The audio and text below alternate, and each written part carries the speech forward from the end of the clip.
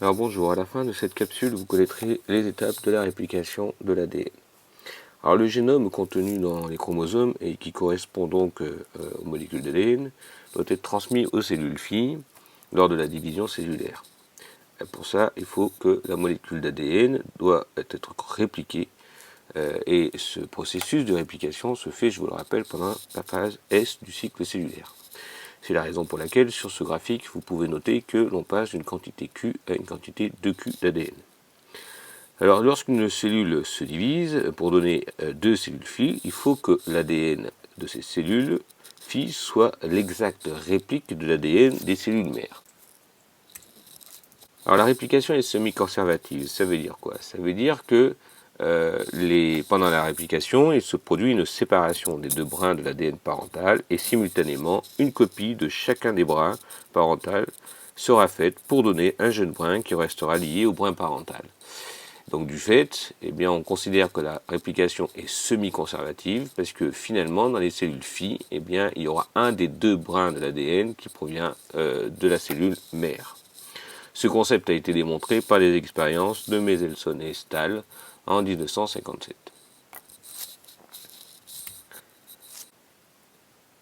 Alors les principes de base de la réplication. Il y a au moins 4 principes qui sont nécessaires à bien intégrer pour faire la suite. C'est que la réplication se fait toujours dans le sens 5' vers 3'. La synthèse des nouveaux brins se fait toujours dans le sens 5' vers 3'. Deuxième information importante, il faut que la réplication fonctionne selon le principe de la complémentarité des bases. En effet, en face d'un A, d'une adénine, on mettra toujours une thymine. En face d'une guanine, on mettra toujours une cytosine et inversement. Troisième concept, il faut que la réplication se fasse selon le mode antiparallèle. C'est-à-dire que si un brin est dans le sens 5' vers 3', eh bien le brin complémentaire sera dans le sens 3' vers 5'. Et enfin, il faut disposer d'enzymes qui sont spécialisées dans la synthèse d'ADN. Et nous verrons qu'en fait, les enzymes sont nombreuses pour pouvoir réaliser cette fameuse réplication. Alors la réplication est initiée en un seul point chez les prokaryotes et en plusieurs points chez les eucaryotes. Ici, vous avez la représentation donc de plusieurs œils de réplication. Donc en fait, c'est plusieurs points de réplication. On est plutôt sur une réplication chez les eucaryotes. Quoi qu'il en soit, chez les prokaryotes, par exemple, il s'agit généralement d'une séquence de plusieurs centaines de nucléotides qui sont généralement riches en A et T de façon à faciliter la dissociation. Chez les eucaryotes, les séquences sont moins consensus et plus difficiles à rencontrer. La réplication est un phénomène qui est continu pour un des brins. Dans ces cas-là, on l'appelle le brin avancé. La réplication est discontinue pour l'autre brin. On appelle ça le brin retardé. La propagation de la réplication se fait à une vitesse de 1000 nucléotides par seconde. Alors à partir du point d'origine de la réplication, la synthèse s'étend dans la même direction pour les deux brins d'ADN. Alors un problème dès lors va se poser pour l'un des deux brins. C'est le cas du brin retardé. Comment la synthèse de ce brin peut être à la fois se produire dans le sens 5', 3', dans le sens de la polymérisation de l'ADN, tout en respectant le sens de propagation de la réplication sur le brin retardé. C'est donc une problématique. La solution, c'est que la synthèse est discontinue. Il y a une synthèse de petits fragments d'ADN à reculons par rapport à l'avancement de la fourche de réplication. Et chaque petit fragment est donc bien synthétisé dans le sens 5' vers 3'. Alors la réplication nécessite, dans un premier temps, la séparation de deux brins d'ADN.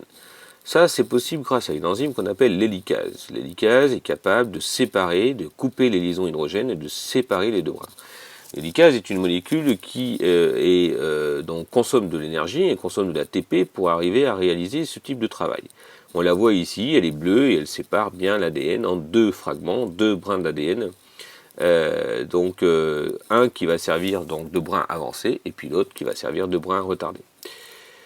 Voilà, donc le problème c'est que cette hélicase, lorsqu'elle fonctionne, eh bien elle sépare deux brins et les brins d'ADN qui sont tout nus, eh bien ce sont des brins d'ADN qui sont fragiles et très sensibles notamment à des enzymes qui sont capables de dégrader ces brins d'ADN qui sont simples brins, qu'on appelle des DNases. Donc pour les stabiliser, pour les protéger, eh bien il existe des protéines qui stabilisent, protéines stabilisatrices.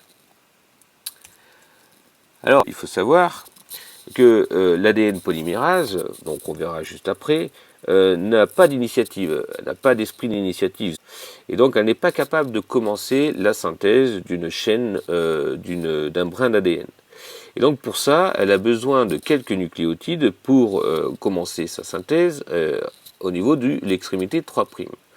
Et ceci est possible grâce à la présence de petites amorces d'ARN qui sont synthétisées donc au début de chaque nouveau brin. Donc pour le brin avancé, eh bien vous avez une séquence d'ARN qui est synthétisée et qui va servir d'amorce. Quant au brin retardé, eh bien il y aura autant d'amorces d'ARN qu'il y aura de petits fragments dont on a parlé tout à l'heure. Ces séquences primers sont synthétisées par une enzyme qu'on appelle une primase qui synthétise les ARN toujours dans le sens 5' vers 3'. Alors ensuite, vous avez une ADN polymérase. Accessoirement, c'est l'ADN polymérase 3 chez les prokaryotes et elle porte un autre nom, un autre numéro, généralement une lettre grecque chez les eucaryotes. Et cette ADN polymérase a des facultés, c'est qu'elle est capable de synthétiser l'ADN toujours dans le sens 5' vers 3', et de façon continue dans le brin avancé. Donc vous voyez ici, sur ce brin avancé, là, vous avez la synthèse de façon continue de ce brin. Donc là, on montre bien là, dans le schéma, vous avez votre hélicase qui est ici, vous avez votre polymérase qui est ici, et vous voyez qu'elle prend en charge le brin, hein, donc simple brin, et puis que par derrière, eh bien, elle va vous doubler, elle va synthétiser le brin complémentaire et de façon antiparallèle. Par contre, qu'en est-il pour donc le brin retardé? Eh bien, le brin retardé, comme je vous l'ai dit, la synthèse se fera de façon discontinue, et donc à chaque fois qu'il y aura une amorce donc d'ARN, eh bien l'ADN polymérase va partir de cette amorce et synthétiser un nouveau fragment d'ADN. Et chacun des fragments d'ADN qui sera synthétisé s'appelle fragment d'Okazaki. Voilà. Alors, par la suite, eh bien, il se trouve que les fragments d'Okazaki sont donc constitués de séquences d'ADN complémentaires au brin retardé, mais qui commencent par une petite séquence d'ARN. Et ça, c'est pas tolérable de conserver des petites séquences d'ARN dans notre future molécule d'ADN fille, et donc il faut les supprimer. Et pour les supprimer, ben, c'est une ADN polymérase qui a la capacité double à la fois de supprimer ces séquences d'ARN et de les remplacer par des séquences d'ADN. Donc voilà, c'est la polymérase 1, donc chez les prokaryotes.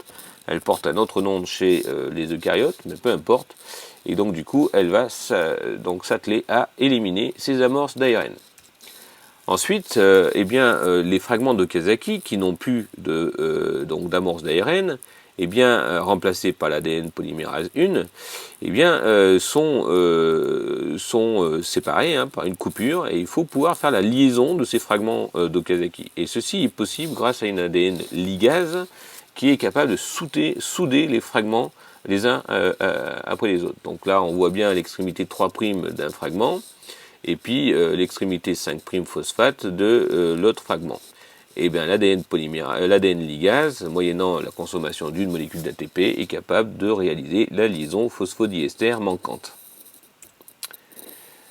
Alors petite remarque, eh bien l'extrémité qui est au niveau du brin avancé, notre fragment d'ARN, lui, n'est pas éliminé. Il ne sera pas éliminé parce que l'ADN polymérase 1 n'a pas moyen de s'agripper et de supprimer ce fragment d'ARN. Alors néanmoins, il sera quand même supprimé, mais au détriment de la perte d'un bout d'ADN. Et ce qui va se passer, c'est qu'à chaque fois qu'il y aura une division cellulaire, eh bien l'extrémité de l'ADN, ce qu'on appelle les télomères, vont se raccourcir. Et en fait, plus les télomères seront courts, et plus ça témoigne du nombre de divisions qu'aura subi la cellule mère. Et donc, plus elle aura subi de divisions, plus le télomère sera court, et donc après, les cellules ne se divisent plus et vont rentrer dans un processus de mort cellulaire programmée. Alors, dans les acteurs de la réplication, je vous l'ai dit, l'hélicase génère des surenroulements. C'est-à-dire que l'hélicase va séparer les deux brins Et à la manière, comme vous pouvez le remarquer ici, c'est un processus qui a été étudié par Jérôme Vinograd. Eh bien, à chaque fois que vous séparez les deux brins, vous générez en amont des super enroulements.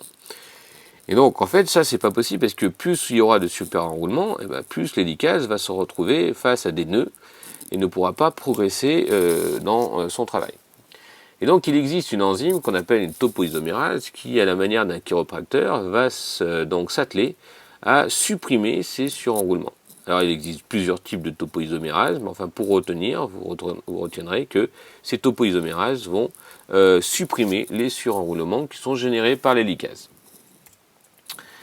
Alors, le problème, c'est mais comment l'ADN polymérase peut-elle à la fois synthétiser dans le sens de propagation de la fourche de réplication, mais en même temps dans le sens inverse pour le brin retardé? Alors, la seule explication, c'est que, on voit bien ici l'ADN qui est pris en charge par l'hélicase, on voit bien ici le brin avancé, et puis on voit bien que dans le brin retardé, il y a la formation d'une espèce de boucle. Et en fait, schématiquement, alors ce schéma, vous ne serez pas amené à le reproduire, rassurez-vous, mais enfin bon, c'est simplement pour vous expliquer que ceci a été démontré. C'est un modèle qui a été démontré en 1988 par Kornberg, selon lequel l'ADN polymérase, qui est un dimère complexe, qui va contenir notamment deux sous-unités catalytiques, va avancer dans une direction avec une sous-unité synthétisant le brin avancé et l'autre le brin retardé. Et le brin parental matrice du brin retardé formerait une boucle autour des sous-unités de l'ADN polymérase. Voilà, bon courage.